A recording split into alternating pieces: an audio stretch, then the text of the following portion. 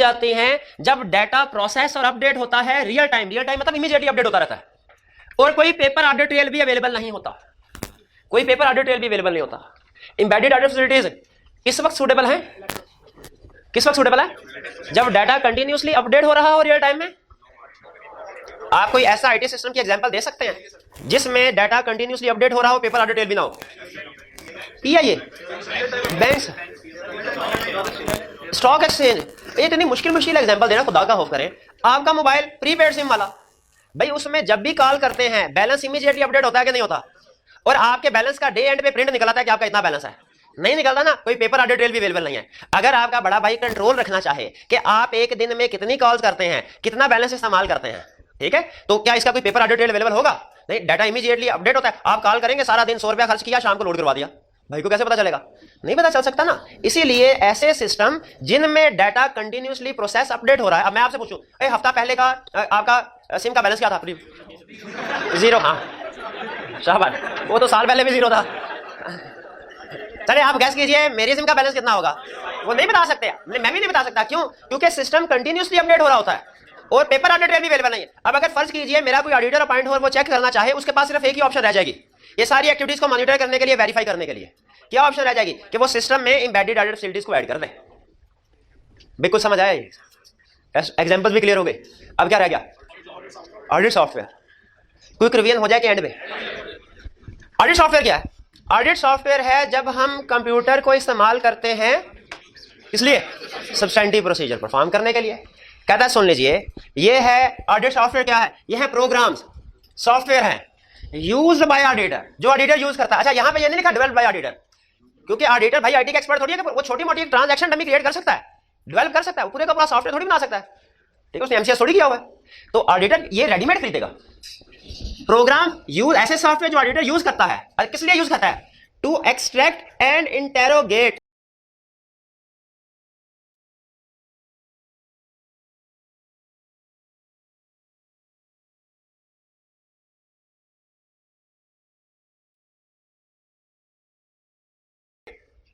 Financial information from clients IT system. क्या मतलब? कह रहा है ऑडिट सॉफ्टवेयर ऐसे सॉफ्टवेयर हैं जो क्लाइंट के आईटी सिस्टम से, क्लाइंट के इंफॉर्मेशन सिस्टम से इंफॉर्मेशन को क्या करते हैं? एक्सट्रैक्ट करते हैं एंड इंटेरोगेट करते हैं। एक्सट्रैक्ट करने का मतलब सैंपल सेलेक्ट करना, इंटेरोगेट करने का मतलब उनको वेरीफाई करना। ऐसे सॉफ्टवेयर जो ऑडिटर यूज करता है और क्लाइंट के आईटी सिस्टम से फाइनेंशियल इंफॉर्मेशन से ट्रांजैक्शन है, और क्या होना है? क्लाइंट के इंफॉर्मेशन सिस्टम से ट्रांजैक्शंस को सेलेक्ट करते हैं। एक्सट्रैक्ट का मतलब क्या? सेलेक्ट करते हैं, और इंटेरोगेट करते हैं। इंटेरोगेट का मतलब वेरीफाई करना। इसका मतलब है, और कुछ हमें पता चले ना पता चले, ये पता चल गया कि ऑडिट सॉफ्टवेयर स्ट्रैटिफिकेशन और सैम्पलिंग में काम आएंगे। अच्छा आगे चलते हैं भाई, टाइप्स क्या है? डेफिनेशन के बाद चलते हैं डायरेक्ट टाइप्स पे। टाइप्स क्या है? किसके टाइप्स? ऑडिट सॉफ्टवेयर की टाइप्स। 3 टाइप्स हैं, इंटेरोगेशन प्रोग्राम्स, इंटरैक्टिव प्रोग्राम्स या सॉफ्टवेयर, एम्बेडेड ऑडिट फैसिलिटी। अच्छा एम्बेडेड ऑडिट फैसिलिटी डिस्कस कर चुके हैं, दोबारा करते हैं। ये वो सॉफ्टवेयर प्रोग्राम है जो ऑडिटर क्लाइंट के सिस्टम में बिल्ड कर देता है। क्लाइंट का सिस्टम जैसे जैसे रन करता है ये भी एक्टिवेट हो जाता है और सिस्टम को ऑब्जर्व करता रहता है। अगर आपने इसमें कमांड दी हो कि कंट्रोल डेविएशन नोट करनी है, तो ये हमारी एग्जांपल बन जाएगी टेस्ट डाटा की। और अगर आपने इसमें से कमांड दी हो कि इंफॉर्मेशन की सैम्पलिंग वगैरह के हवाले से, सिलेक्शन के हवाले से, तो फिर ये हमारी सॉफ्टवेयर की एग्जांपल बन जाती है। तो इसको तो डिस्कस अब हमने कर लिया।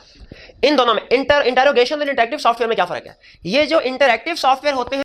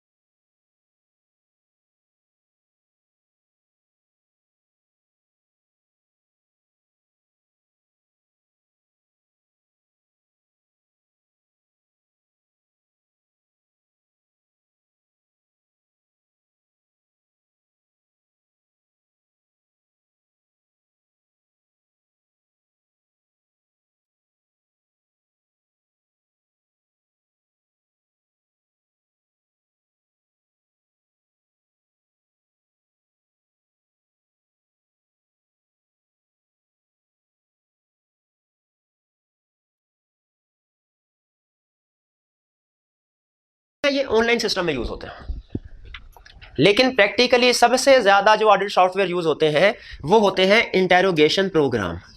इंटेरोगेशन प्रोग्राम, क्योंकि ये दोनों स्पेशलाइज्ड केसेस हैं, ये ज्यादा यूज होता है। इंटेरोगेशन प्रोग्राम क्या करता है, इस सॉफ्टवेयर में क्या फंक्शंस होते हैं, ये क्लाइंट की फाइल्स को एक्सेस करता है। क्या करता है इंटेरोगेशन प्रोग्राम?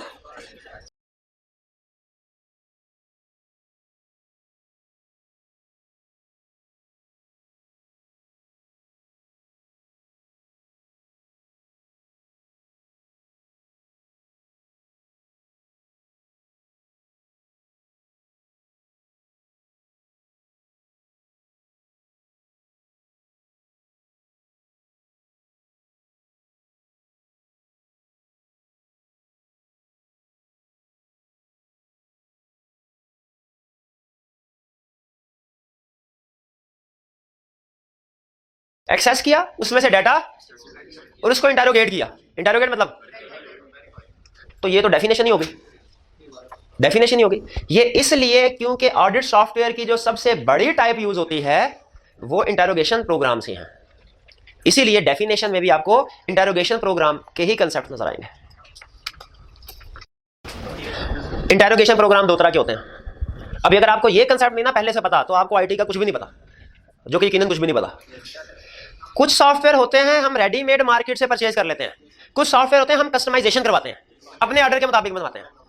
हाँ जी, क्या क्या बिस्पोक प्रोग्राम, क्या कहते हैं उसको? टेलर्ड और बिस्पोक प्रोग्राम। और जो रेडीमेड हम जो रेडीमेड बाजार से खरीद के लाते हैं, package program, off the shelf program, off the shelf program या पैकेज प्रोग्राम, रेडीमेड ले आए, कस्टमाइजेशन करवाई, पर्पस रिटर्न, बिस्पोक प्रोग्राम। ये दो तरह के होते हैं। अगर आपके पास पैसे कम है पैकेज प्रोग्राम ले आए, अगर आपके पैसे ज्यादा है अपनी पर्पस के मुताबिक। क्लास में कोई स्टूडेंट बता सकता है, नहीं आज मैं उतना इधर उधर हो गया, 100 रुपया। क्लास में कोई स्टूडेंट एग्जाम्पल बता सकता है किसी पैकेज प्रोग्राम की, पैकेज प्रोग्राम की, एक बोलना नहीं है वरना क्वेश्चन कैंसिल हो जाएगा। पैकेज प्रोग्राम की एग्जाम्पल देनी है, 1 2 3 4 जी। पैकेज प्रोग्राम रेडीमेड खरीदे होते हैं, कस्टमाइजेशन करवाई होती है यूटिलिटी स्टोर पे? कस्टमाइजेशन नहीं होती भैया, मुझे क्या पता, मेरा ख्याल है उन्होंने खुद से बनवाए होते हैं। हाँ जी, ये जी। और माइक्रोसॉफ्ट एक्सेल दूर की पता नहीं, लंबी चौड़ी सोचना शुरू कर देते हैं, जैसे आईटी आते हैं ना कंप्लेक्स कर देते हैं। सिंपल एक्सेल भाई पैकेज प्रोग्राम है, स्टार्ट में एग्जांपल दी थी, क्या उसको हम ऑडिट में यूज नहीं कर सकते? बिल्कुल कर सकते हैं, शाबाश भाई को दीजिए। भाई इजी एग्जांपल क्यों नहीं है? इजी एग्जांपल सोचा, इजी एग्जांपल हमेशा बेहतर होती हैं डिफिकल्ट एग्जांपल से। ये जब आप उस्ताद बनेंगे ना फिर पता चलेगा। चले भाई ये टाइप्स क्लियर हो गई। अब बताइए ऑडिट सॉफ्टवेयर की कोई प्रॉब्लम्स हैं? भैया क्या मिस एप्रोप्रिएशन होगी रस्ते में? यार ऐसे ना किया करें यार, 100 रुपए के लिए अपना ईमान यार खराब करें, निकला कि नहीं? अब देखिए क्या कोई प्रॉब्लम्स भी हैं ऑडिट सॉफ्टवेयर में, कोई डिसएडवांटेजेस भी हैं ऑडिट सॉफ्टवेयर के? हैं डिसएडवांटेजेस, प्रॉब्लम कह लें या डिसएडवांटेजेस कह लें, एक ही बात है। हैं कोई कि नहीं? होंगे नहीं है? क्या है? हाई कॉस्ट, कॉस्ट हाई है। कौन सी वाली कॉस्ट हाई है? लैपटॉप परचेज, हार्डवेयर की कॉस्ट, सॉफ्टवेयर की कॉस्ट, अपडेट करने की कॉस्ट, ट्रेनिंग की कॉस्ट। तो बताइए ऑडिट सॉफ्टवेयर जो है खास तौर पे जब आप फर्स्ट टाइम यूज कर रहे हो, फर्स्ट टाइम यूज कर रहे हो तो उस वक्त तो ये कॉस्ट ज्यादा हो जाते हैं। दूसरा कंपैटिबिलिटी विद क्लाइंट, हमने अपने लैपटॉप पे विंडोज 7 इंस्टॉल करवाई, क्लाइंट विंडो 10 यूज कर रहा है, हमने 32 बिट इंस्टॉल करवाया, क्लाइंट 64 बिट, कंपैटिबिलिटी इशू आगे के नहीं आगे, कुछ फाइल सही ट्रांसफर होंगी, कुछ में मसला हो जाएगा। Client files at risk if checked lively, lively check का मतलब क्या है? क्लाइंट अपना आईटी सिस्टम यूज कर रहा है, हमने यूएसबी लगा दी, जैसे ही यूएसबी लगाई एक धमाका हुआ, क्लाइंट का सिस्टम भी फारग। बताइए ये धमाका क्यों हुआ होगा? इसलिए कि जो यूएसबी आपने लगाई उसमें अपने किसी दोस्त से 2-3 मूवीज भी ली थी, कॉपी करवाई, सुबह वही आपने लगा दी। यही मसला होता है क्लाइंट को आईटी का सबसे बड़ा, वो हमें जो अच्छे क्लाइंट होते हैं ना वो हमें अपने सिस्टम में यूएसबी तक नहीं लगाने देते, कहते हैं सर छोड़े कोई यूएसबी नहीं, आप हमें ईमेल एड्रेस बताएं हम ईमेल कर देते हैं डाटा। तो रिस्क होता है कि अगर हम क्लाइंट की फाइल्स को लाइवली चेक करेंगे, वायरस आने की वजह से क्लाइंट की फाइल्स करप्ट हो जाएंगी। तो क्लाइंट क्या करता है फिर? कहता है भाग जाओ, कोई ऑडिट सॉफ्टवेयर यूज नहीं करना है। या इसका कोई हल है? क्या हल है? क्लाइंट हमें अपने सारे इंफॉर्मेशन का बैकअप कॉपी बनाए और हमारे हवाले करके कहे सर जो मर्जी करते हैं इसके ऊपर। लेकिन इसमें भी एक रिस्क है। क्या? हाँ पता नहीं कंप्लीट देगा कि नहीं, एक्यूरेट डंडी ना मार के 2-4 ट्रांजैक्शन दाएं बाएं कर दे। इसका क्या हाल है फिर? सर पे खड़े होके बिल्कुल बिल्कुल अपने सामने कॉपी करवाएं उसको। भैया क्लियर हो गया? अब मुझे बताइए, एग्जाम में अगर क्वेश्चन आए तो आप अटेम्प्ट कर लेंगे। वो क्या बताइए, ऑडिट सॉफ्टवेयर के एडवांटेजेस क्या हैं? ढूंढना शुरू हो गए। ऑडिट सॉफ्टवेयर के एडवांटेजेस क्या हैं?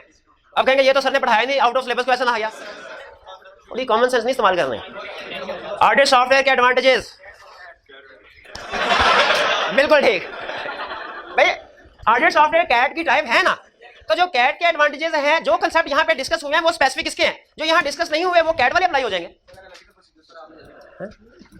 भैया समझ आ गए? एग्जांपल्स, अब जिस तरह हमने टेस्ट डाटा की एग्जांपल सीखी थी, ऑडिट सॉफ्टवेयर की एग्जांपल्स भी ना सीखे। यहां पे हमने क्वेश्चन को ध्यान से देखना है, वो जनरल क्वेश्चन बना रहा है कि स्पेसिफिक। जनरल क्वेश्चन पूछ रहा है एग्जाम में, आंसर भी जनरल होगा। स्पेसिफिक क्वेश्चन पूछ रहा है, आंसर भी स्पेसिफिक होगा। मतलब अगर वो कहता है बताओ ऑडिट सॉफ्टवेयर को ऑडिटर कैसे यूज कर सकता है, ऑडिट सॉफ्टवेयर को ऑडिटर कैसे यूज कर सकता है, हम कहेंगे किन एरियाज में यूज कर सकता है? हम कहेंगे भाई हर एरिया में यूज कर सकता है। किस लिए? रिकैलकुलेट करने के लिए, टोटल करने के लिए, चीजों को सेल्स अकाउंट का टोटल करने के लिए। आपको याद है हम जब सब्सटेंटिव प्रोसीजर पढ़ते थे, तकरीबन हर सब्सटेंटिव प्रोसीजर की पहली लाइन यही होती थी, कॉस्ट करें and agree with financial statement. तो कंप्यूटर कॉस्ट टोटल करने वाला सीएसटी कॉस्ट वो काम बेहतरीन कर देता। एनालिटिकल प्रोसीजर परफॉर्म करने में सॉफ्टवेयर को यूज कर सकते हैं। वो कैसे? दो तीन एग्जांपल दे दे। Ratios, comparison, to detect large और अनयूजुअल आइटम्स, लार्ज या अनयूजुअल आइटम्स को डिटेक्ट करने के लिए यूज कर सकते हैं। कैसे? सेल्स अकाउंट है और हम उन्हें कहें, अगर आपका सीनियर आपको कहे ये 200 सफों का लेजर है क्लाइंट का, इसमें सेल्स की 1 लाख से ऊपर वाली सारी ट्रांजैक्शन हाईलाइट करके लाओ, कितना टाइम चाहिए आपको? 30 साल। चले बड़े भाई जल्दी करें तो 30 मिनट तो लगेंगे ना, लेकिन अगर एक्सेल यूज कर रहे हैं और उसमें फिल्टर की ऑप्शन है, आप विद इन सेकंड जो है वो कर सकते हैं उसको अलग। इसी तरह अनयूजुअल आइटम, सेल्स के अकाउंट में डेबिट आइटम, एक्सेल में फिल्टर की ऑप्शन होती है, फिल्टर की ऑप्शन लगाएं, 1 मिनट में आपको सारी आइटम जो भी आपका क्राइटेरिया के मुताबिक आइटम्स हाईलाइट कर देता है, सामने ले आता है। और एक और एग्जांपल है क्या? स्ट्रैटिफिकेशन करने में, स्ट्रैटिफाई करने में पॉपुलेशन को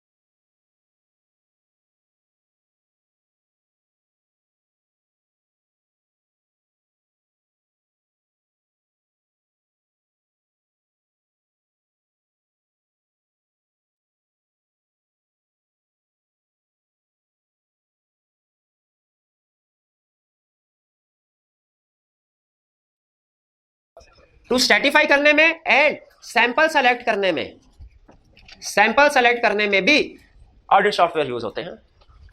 जैसे अब वो हम क्लासिफिकेशन करते हैं ना, चैप्टर 40 में पढ़ा था, रिटेलर्स की लादा, होलसेलर्स की लादा, हॉस्पिटल क्लिनिक्स की लादा। ये क्लासिफिकेशन कंप्यूटर आसानी के साथ कर सकता है। फिर उसके बाद हम उसमें से सैंपल सेलेक्ट करने में भी रैंडमली जैसे सैंपल सेलेक्ट करना हो, कंप्यूटर के अंदर बिल्ट इन प्रोग्राम होते हैं जो बता देते हैं कि रैंडम सिलेक्शन में कौन कौन सी आइटम्स आप सेलेक्ट करें। क्लियर हुआ? ये तो वो एग्जांपल थी जब आई कैप जनरली क्वेश्चन पूछे। अगर आई कैप हमसे क्वेश्चन पूछे बताओ कि आप कैसे टेस्ट डाटा को यूज करोगे सेल्स सिस्टम में, तो कौन सी एग्जांपल बताएंगे? टेस्ट डाटा की, ये वाली नहीं। लेकिन अगर आई कैप पूछे बताओ ऑडिट सॉफ्टवेयर को कैसे यूज करोगे सेल्स सिस्टम में, फिर कौन सी एग्जांपल बताएंगे? अब हमने जनरली बात नहीं करनी, उसने स्पेसिफिक कह दिया, हमने भी उसको स्पेसिफिक प्रोसीजर बताने हैं। तो जब आई कैप हमसे कहे बताओ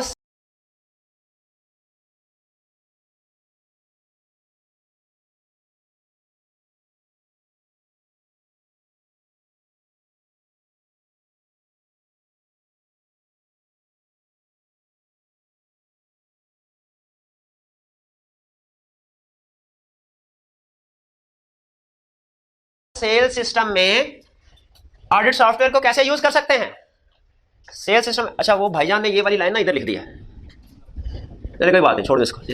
वो कहे कि specifically how to use audit software in areas में ऑडिट सॉफ्टवेयर, ये आई कैप की बुक में एग्जांपल दी हुई है। उम्मीद है कि वो इन्हीं एग्जांपल में से क्वेश्चन हमसे पूछेगा, ठीक है। लेकिन हो सकता है कि वो इनके अलावा की भी एग्जांपल पूछ ले। अगर आप इनको अच्छे तरीके से समझ लेंगे तो इस काबिल हो जाएंगे कि इन एरियाज के अलावा भी एग्जांपल पूछे आप आंसर कर सकें। अब सेल्स सिस्टम में कैसे यूज कर सकते हैं ऑडिट सॉफ्टवेयर को? पहली example, cost list of debtors. क्या मतलब? डेटर्स का सम करके देख सकते हैं कंट्रोल अकाउंट के साथ मैच करता है कि नहीं करता। लेकिन ऊपर लिखा है सेल्स, नीचे डेटर्स कहां से आ गया? याद रखें सेल्स का मतलब है सिर्फ सेल्स, लेकिन सेल्स सिस्टम का मतलब है सेल्स एंड रिलेटेड एरिया। इसमें डेटर्स भी हो सकता है, इसमें इन्वेंट्री भी हो सकती है, डेटर भी हो सकता है, सेल्स भी हो सकते हैं, क्रेडिटर नहीं हो सकता। परचेज सिस्टम में आएगा। इन्वेंट्री सिस्टम ऐसे लदा है, उसने लदा बताया होगा, ठीक है। तो सेल्स सिस्टम से मुराद sales data. Compare balance with last year, बताइए मैनुअली खुद करें कि एक्सेल के जरिए, सॉफ्टवेयर के जरिए से करें? सॉफ्टवेयर के जरिए से करें। Preparation of ageing report, ageing report कैसे एक्सेल तैयार करेंगे? एक्सेल हर काम थोड़ी कर देगी। चलिए आपके कपड़े तो धो दिए उसने, बर्तन भी थोड़ी उससे साफ करेंगे। एक्सेल हर काम एक्सेल नहीं करती। सिस्टम में सॉफ्टवेयर जो होगा वो जितनी भी आउटस्टैंडिंग इनवॉइसेस हैं उनको डेट के लिहाज से अरेंज कर देगा, तो एजिंग रिपोर्ट बन जाएगी। अब उसने आई कैप ने पूछा मुझे ये भी बताओ सेल्स सिस्टम में ऑडिट सॉफ्टवेयर कैसे यूज करोगे, कैसे प्रोसीजर भी बताओ, उसका पर्पस भी बताओ।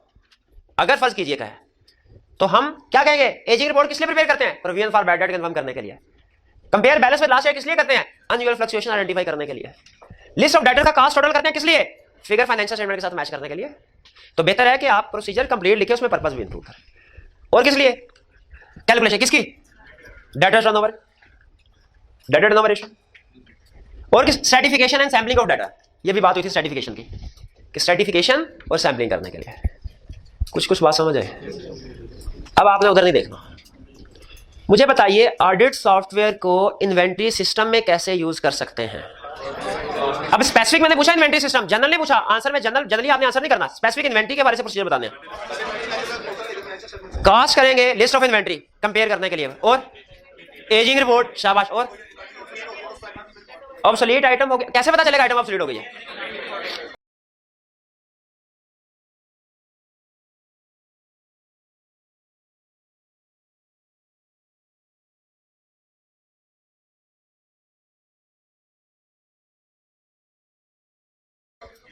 एजिंग से पता चले। एक और तरीका भी है, फिजिकल वेरिफिकेशन। कौन सा ऑडिट सॉफ्टवेयर फिजिकल वेरिफिकेशन करेगा?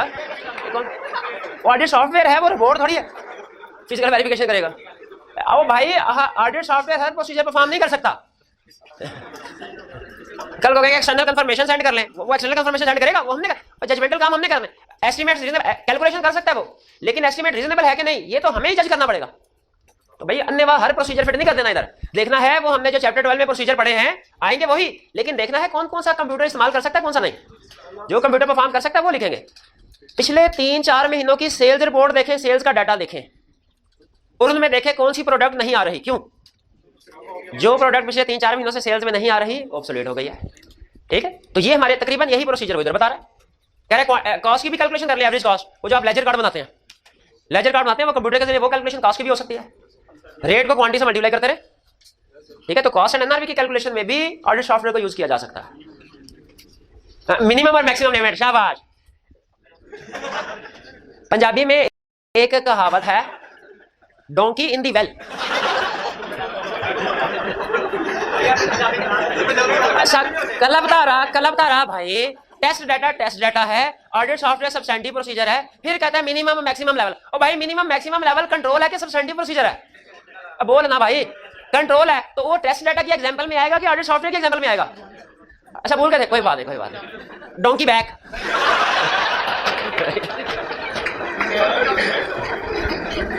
भाई एग्जाम में आपने सबसे ज्यादा इसी चीज का ख्याल रखना है, मिस क्लासिफिकेशन ना हो प्रोसीजर की, ठीक है? चलिए अब क्विक रिवीजन करते हैं, आपने कहा था क्विक रिवीजन करने हैं। सबसे पहले मुझे बताइए कैट्स का मतलब क्या है? कैट, शाबाश, आपसे यही उम्मीद है। कैट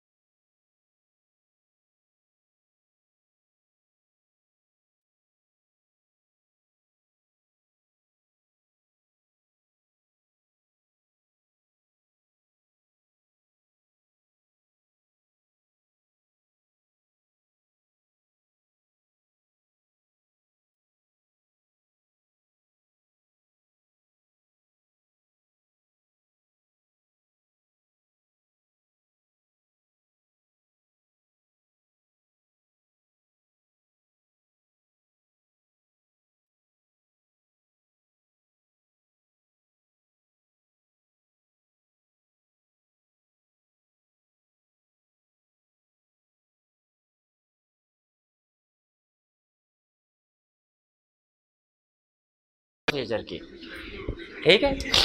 चलिए अब क्विक रिवीजन करते हैं, आपने कहा था क्विक रिवीजन करने हैं। सबसे पहले मुझे बताइए कैट्स का मतलब क्या है? कैट, शाबाश, आपसे यही उम्मीद है। कैट्स का मतलब है use of computer techniques in performing audit procedure. Cats की कितनी टाइप्स हैं?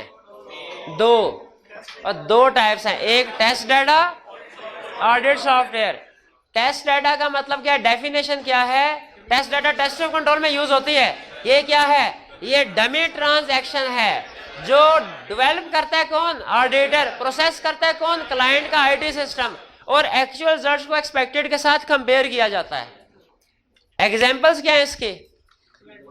टेस्ट डाटा की एग्जांपल, क्रेडिट लिमिट टेस्ट करना, आउटस्टैंडिंग बैलेंस को क्रेडिट लिमिट के साथ कंपेयर करना, ओवरड्यू बैलेंसेस के साथ कंपेयर करना, गुड्स डिस्पैच नोट जिनकी इनवॉइस जनरेट नहीं हुई वो आइडेंटिफाई करना। और प्रॉब्लम क्या है टेस्ट डाटा में? सबसे बड़ी प्रॉब्लम ये जिस वक्त परफॉर्म किए जाते हैं उसी वक्त का एविडेंस प्रोवाइड करेंगे, थ्रू आउट द पीरियड का एविडेंस प्रोवाइड नहीं करेंगे। और थ्रू आउट द पीरियड का एविडेंस ऑब्टेन करने के लिए ऑडिटर क्या करता है? फिर embedded audit facilities. Embedded audit facilities में क्या किया जाता है? ऑडिट का सॉफ्टवेयर जो है वो बिल्ड कर दिया जाता है क्लाइंट के आईटी सिस्टम में। जैसे जैसे क्लाइंट का सिस्टम रन होता है एम्बेडेड ऑडिट फैसिलिटीज भी एक्टिवेट हो जाती हैं, सिस्टम को मॉनिटर करती हैं, जो जो डेफिशिएंसीज नजर आए उनको रिकॉर्ड करते रहते हैं। ठीक है, ये हमारा embedded audit facilities. Embedded audit facilities खास तौर पे किस वक्त यूज होती हैं? जब हमारा डेटाबेस कंटिन्यूसली प्रोसेस अपडेट हो रहा है और पेपर ऑडिट ट्रेल भी नहीं है। जी, ऑडिट सॉफ्टवेयर जब कैट्स को सब्सटेंटिव प्रोसीजर के तौर पे यूज किया जाए इसे ऑडिट सॉफ्टवेयर कहते हैं। ऑडिट सॉफ्टवेयर की डेफिनेशन क्या है? ये वो प्रोग्राम है जो ऑडिटर यूज करता है, किस लिए? क्लाइंट के इंफॉर्मेशन सिस्टम से ट्रांजैक्शंस को एक्सट्रैक्ट करने के लिए प्लस इंटेरोगेट करने के लिए। इसकी वैसे तो 3 टाइप्स हैं, इंटेरोगेशन प्रोग्राम और इंटरेक्टिव सॉफ्टवेयर और एम्बेडेड ऑडिट फैसिलिटीज, लेकिन सबसे ज्यादा कॉमन कौन सी है?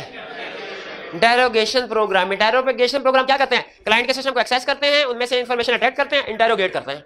और इंटेरोगेशन प्रोग्राम की 2 टाइप्स क्या है? पैकेज प्रोग्राम और purpose written program. Next, examples क्या है? प्रॉब्लम्स क्या है ऑडिट सॉफ्टवेयर में? कॉस्ट हाई है, कंपैटिबिलिटी इश्यूज होते हैं, लाइवली अगर चेक करें क्लाइंट की फाइल्स करप्ट हो सकते हैं। किन किन एरियाज में यूज किया जा सकता है? कैसे ऑडिट सॉफ्टवेयर को यूज किया जा सकता है? जनरल पूछा, कोई एरिया का नाम नहीं लिया मैंने, रिक्वायरमेंट क्वेश्चन की रिक्वायरमेंट गौर से पढ़नी है। जनरल रिकैलकुलेशन करने में, एनालिटिकल प्रोसेस परफॉर्म करने में, स्ट्रैटिफाइड सैंपल सेलेक्ट करने में और लार्जर अनयूजुअल आइटम्स को डिटेक्ट करने में। अगर एग्जाम में हमसे स्पेसिफिक एरिया देके कोई रिक्वायरमेंट पूछ ले के बताओ इसमें कैसे परफॉर्म करोगे, जैसे सेल सिस्टम में, तो हमने जो एग्जांपल्स इंक्लूड करनी है वो सेल सिस्टम की स्पेसिफिक एग्जांपल होनी चाहिए। प्रोसीजर वही होंगे जो हमने चैप्टर 12 में पढ़े हैं। फर्क सिर्फ यह है कि आपने देखना है कौन कौन सा प्रोसीजर हम कंप्यूटर के जरिए से परफॉर्म कर सकते हैं। हर प्रोसीजर फिट नहीं कर देना। फिजिकल वेरिफिकेशन ऑडिट सॉफ्टवेयर नहीं करते, एक्सटर्नल कंफर्मेशन ऑडिट सॉफ्टवेयर नहीं करते, रिपोर्ट इशू ऑडिट सॉफ्टवेयर नहीं करते। ये जजमेंटल डिसीजन हम नहीं करने हैं, वो कैलकुलेशन नेचर का काम करते हैं। आप देखेंगे ज्यादातर प्रोसीजर कैलकुलेटिव नेचर के हैं। क्लियर हो गया जी? चलिए, अब हमारा कैट्स में एक चीज रह गई, बताइए क्या वाला? Flow chart. फ्लो चार्ट के बारे में आखिरी चीज सुन लीजिए जाते जाते 1.5 मिनट में। अगर क्लास में आएंगे तो इसको 40 मिनट चाहिए एक्सपर्ट होने में फ्लो चार्ट पे। घर बैठ के अगर ये फ्लो चार्ट को समझने की कोशिश करेंगे 10 घंटों में भी एक्सपर्ट नहीं हो सकते। क्लास में और क्लास में 40 मिनट कौन से वाले होंगे? कल के लेक्चर के आखिरी 20 मिनट, क्योंकि शुरू में तो इंट्रोडक्टरी वगैरह कंसेप्ट टाइप्स वगैरह बतानी है, सही सिखाना आपको आखिरी, और उसके बाद जो क्लास होगी उसके शुरू मंडे के शुरू के 20 मिनट, ये वो 40 मिनट होंगे। जिसने ये 40 मिनट अटेंड कर लिए वो इंशाल्लाह फ्लो चार्ट का एक्सपर्ट हो गया, और जिसने ये मिस कर दिए वो फिर ठीक है। चलिए, आज का लेक्चर खत्म कर